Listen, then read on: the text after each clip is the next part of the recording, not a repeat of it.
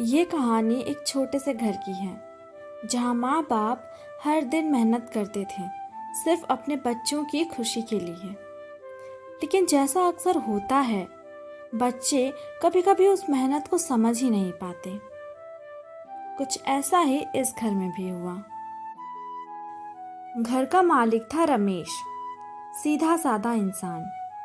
सुबह सुबह खेत में जाता, पूरा दिन धूप और पसीने में काम करता और शाम को थका हारा लेकिन मुस्कुराता हुआ घर लौटता। उसे थकान से ज़्यादा सुकून इस बात से मिलता कि उसकी मेहनत से उसका घर चल रहा है। घर के अंदर सुनीता यानी रमेश की पत्नी हमेशा काम में लगी रहती। खाना बनाना, सफाई करना, बच्चों की देखभाल, यही उसकी दिनचर्या थी। अंजलि जो बड़ी बेटी थी, अक्सर मम्मी का हाथ बटाती, लेकिन बेटा रोहित, वो तो ज़्यादातर मोबाइल में गेम खेलते खेलते टाइम पास करता। माँ देखती और मन ही मन सोचती, काश ये भी थोड़ा जिम्मेदार बन जाए। एक दिन अंजलि को कॉलेज प्रोजेक्ट के लिए लैपटॉप चाहिए था। उसने पापा से बात की। रमेश ने सुनते ही सिर हिलाया, लेकिन दिल के अंदर टेंशन साफ थी। घर की हालात पहले से ही तंग थी। फिर भी रमेश ने ठान लिया, बेटी के लिए कुछ तो करना ही पड़ेगा। उस रात जब सब सो रहे थे, रमेश चुपचाप बाहर निकला। उसने अपना पुराना मोबाइल और कुछ सामान बेच दिया। पैसे ज़्यादा नहीं मिले, लेकिन इतने ज़रूर थे कि बेटी को एक लैपटॉप दिला सके। दिल भारी था, लेकिन मन में सिर्फ एक ही खुशी थी, बेटी का चेहरा खुशी से खिल उठेगा। सुबह जब अंजलि ने नया लैपटॉप देखा, उसकी आंखें भर आई। उसे समझ आ गया कि पापा ने उसके लिए कितना बड़ा त्याग किया है। उस पल उसे लगा कि सबसे कीमती तोहफा कोई चीज़ नहीं बल्कि पापा का प्यार है। ये सब रोहित भी देख रहा था। पहली बार उसे लगा कि माँ बाप कितनी मेहनत करते हैं और वो अब तक बस गेम्स में टाइम खराब कर रहा था। उसे शर्म आई और उसी दिन उसने सोचा, अब मुझे भी बदलना होगा, पापा का सहारा बनना होगा। शाम को पूरा परिवार एक साथ खाना खा रहा था। इस बार माहौल कुछ अलग था। रमेश और सुनीता के चेहरे पर सुकून था, अंजलि की आंखों में कृतज्ञता और रोहित के मन में एक नई शुरुआत का इरादा। तो कहानी बस इतनी सी है कि माँ बाप का असली तोहफा हमें किसी चीज़ में नहीं मिलता। वो तो उनकी मेहनत, उनका त्याग और उनका बिना शर्त प्यार होता है। सास हो तो ऐसी। कशिश अपने भैया शेखर और अपनी भाभी सुमन के साथ कुड़ू नाम के एक शहर में रहती थीं। वो लोग बहुत गरीब थे। शेखर एक किराने की दुकान में काम किया करता था। गरीबी के कारण कशिश भी एक नूडल्स का ठेला लगाया करती थी और सुमन इसमें उसकी मदद किया करती थी। भाभी, सारी तैयारी हो गई है ना? चलिए चलते हैं, लेट हो रहा है। हाँ चलो, आज तो बहुत लेट हो गया है। अब तक ठेले पर भीड़ जमा हो गई होगी। हाँ भाभी, जल्दी चलिए। फिर दोनों ठेले पर जाने के लिए निकल पड़ते हैं। भाभी, अपने तो सही कहा था, यहाँ तो बहुत भीड़ जमा हो गई है। चलो अब जल्दी जल्दी काम करते हैं। नूडल्स कैसे प्लेट दिए? हाफ प्लेट 20 रुपए के और फुल प्लेट 40 रुपए के। 2 प्लेट हाफ दे दीजिए। इसी तरह धीरे धीरे शाम हो जाती है। सारे कस्टमर्स चले गए और आज सारे नूडल्स भी खत्म हो गए। हाँ भाभी, आज बहुत अच्छी सेल हुई। अगर रोज इसी तरह की सेल हो तब तो मजा ही आ जाए। चलो अब घर चलते हैं, तुम्हारे भैया के भी घर आने का वक्त हो गया है। घर पहुंचकर कशिश और सुमन रात के खाने की तैयारी करने लगते हैं और थोड़े ही देर में शेखर भी आ जाता है। मैं घर आ गया। भैया, आप आ गए। आपको पता है, आज हमारे ठेले पर बहुत भीड़ थी। अच्छा, तो कितनी कमाई की आज तुम दोनों ने? पूरे 500 रुपए, आज तक की सबसे ज्यादा कमाई। अरे वाह, तुम लोगों ने तो कमाल ही कर दिया। भैया, आप हाथ मुंह धोकर आ जाइए। फिर सब खाना खाने लगते हैं। कशिश, कल से तेरी कॉलेज शुरू हो रही है। तुझे कुछ चाहिए होगा तो बता दे, मैं कल लेता आऊंगा। भैया, मुझे कुछ किताबें चाहिए तो थीं, लेकिन मैं कल कॉलेज की लाइब्रेरी से ले लूंगी। हमारी कशिश कितनी बड़ी हो गई है, अब तो हमें इसकी शादी की सोचनी चाहिए। कॉलेज को भी अब 1 ही साल बचा है। हमें अभी से एक अच्छे लड़के की तलाश शुरू करनी होगी। भाभी, मुझे अभी शादी नहीं करनी। पहले मुझे सेल्फ इंडिपेंडेंट बनना है। आप दोनों को एक अच्छी लाइफ देनी है, उसके बाद ही मैं शादी करूंगी। हाँ बाबा, ठीक है। जब तू चाहेगी तभी तेरी शादी होगी। देखते ही देखते कुछ महीने बीत जाते हैं और एक दिन कशिश के लिए एक बहुत बड़े घर का रिश्ता आता है। शेखर बेटा, लड़का बहुत गुणी और संस्कारी है। सतीश नाम है उसका। एक्सपोर्ट का बिजनेस करता है और घर में भी सिर्फ 2 ही लोग हैं, एक वो और एक उसकी माँ। लेकिन पंडित जी, आप तो जानते ही हैं हमारी हैसियत उनके बराबरी की नहीं। शेखर बेटा, इतना मत सोचो।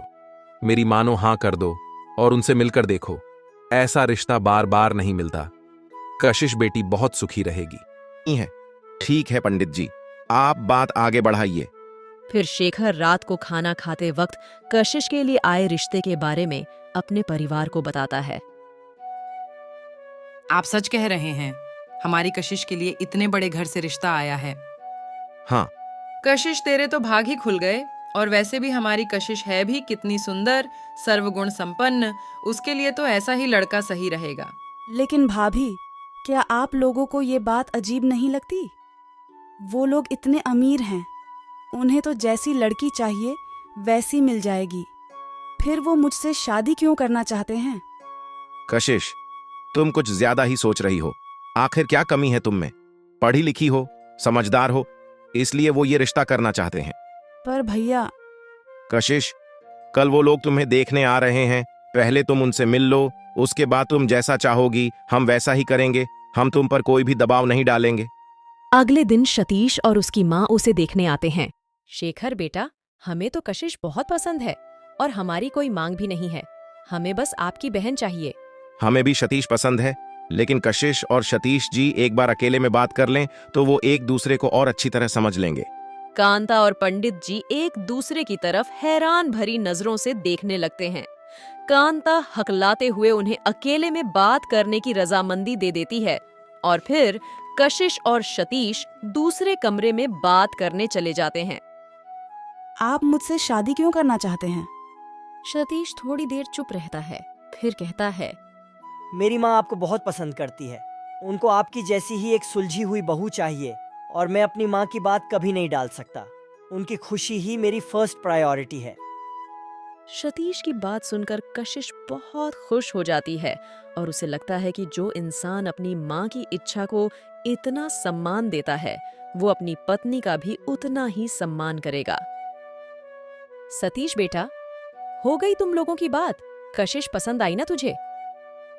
हाँ माँ, आपकी पसंद मेरी पसंद। कशिश भी शादी के लिए हामी भर देती है और 1 ही महीने के अंदर उनकी शादी भी हो जाती है। लेकिन क्या कशिश ने सतीश से शादी करने में सही कदम उठाया था? क्या सतीश की माँ कशिश और उसके परिवार से कुछ छुपा रही थी? आगे की कहानी सुनने के लिए पार्ट 2 जरूर देखें और चैनल को सब्सक्राइब जरूर करें। अब तक आपने देखा कि कशिश बहुत गरीब परिवार से थी। जैसे तैसे कम पैसों में ही वो गुजारा कर लेते थे। एक दिन कशिश के लिए बहुत बड़े घर से सतीश का रिश्ता आता है और कुछ ही समय में उसकी शादी भी हो जाती है। अब आगे। मेरी बहू के हाथों में तो जादू है। हाँ माँ, कितना भी खा लो पेट तो भर जाता है, लेकिन मन नहीं भरता। बहू, तुझे और क्या क्या बनाना आता है? माँ जी, साउथ इंडियन, चाइनीज, थाई और भी चीजें बनानी आती है। अरे वाह माँ, अब तो आपकी ऐश है। जब जो खाने का मन करे बस बहू को बोलकर बनवा लो। अब तो मैं रोज तरह तरह के पकवान बनवा कर खाऊंगी। क्यों बहू, बनाएगी ना? जी माँ जी, आपको जो भी खाने की इच्छा हो आप मुझे बता दिया करिएगा, मैं बना दूंगी। सतीश, तूने अपने हनीमून पर कहाँ जाने का सोचा है? कहीं का नहीं सोचा है माँ, अभी मुझे बहुत काम है। ऐसे कैसे नहीं सोचा कुछ? मैं कुछ नहीं सुनेगी। तुझे मेरी बहू को बाहर घुमाने लेकर जाना ही होगा। काम वाम होता रहेगा बाद में। कांता के जोर देने पर सतीश कशिश को लेकर हनीमून पर चला जाता है, लेकिन वहां वो कशिश से कटा कटा सा रहने लगता है। 3-4 दिनों बाद ही सतीश और कशिश वापस घर लौट आते हैं। तुम लोग इतनी जल्दी क्यों वापस आ गए? माँ जी, इनकी तबीयत कुछ ठीक नहीं थी और आप भी तो घर पर अकेली थीं, इसलिए हम जल्दी आ गए। बहू, तू मेरी चिंता क्यों करती है? तुम लोग शादी के बाद पहली बार बाहर गए थे और इतनी जल्दी वापस आ गए। कुछ दिन ऐसे ही बीत जाते हैं, लेकिन अब सतीश अपनी माँ के सामने कशिश के साथ बहुत प्यार से रहता था, लेकिन अकेले में जैसे वो कोई अनजान हो। एक दिन आशा, तुम समझती क्यों नहीं हो? तुम अच्छे से जानती हो कि मैं वहां सिर्फ अपनी माँ के कहने पर गया था।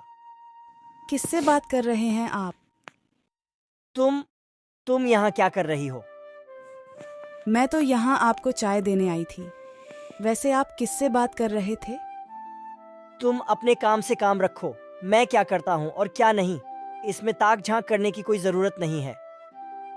इतना कहकर सतीश गुस्से में वहां से चला जाता है, लेकिन इस सब के बाद कशिश को समझ आ चुका था कि कुछ तो गड़बड़ है, और फिर कशिश सतीश पर नजर रखना शुरू कर देती है। एक दिन कशिश सतीश के ऑफिस जाती है। आपके सर ऑफिस में हैं? जी मैडम, सर ऑफिस में ही हैं।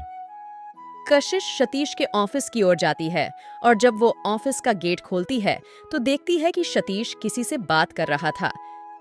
सतीश, मैं अब कुछ नहीं सुनना चाहती। तुमने कहा था कि तुम 6 महीने में ही उस कशिश को छोड़ दोगे, लेकिन अब लगता है कि तुमने अपना इरादा ही बदल लिया है। नहीं आशा, तुम अच्छे से जानती हो कि मैं सिर्फ तुमसे प्यार करता हूँ, लेकिन मैं मेरी माँ के हाथों मजबूर हूँ।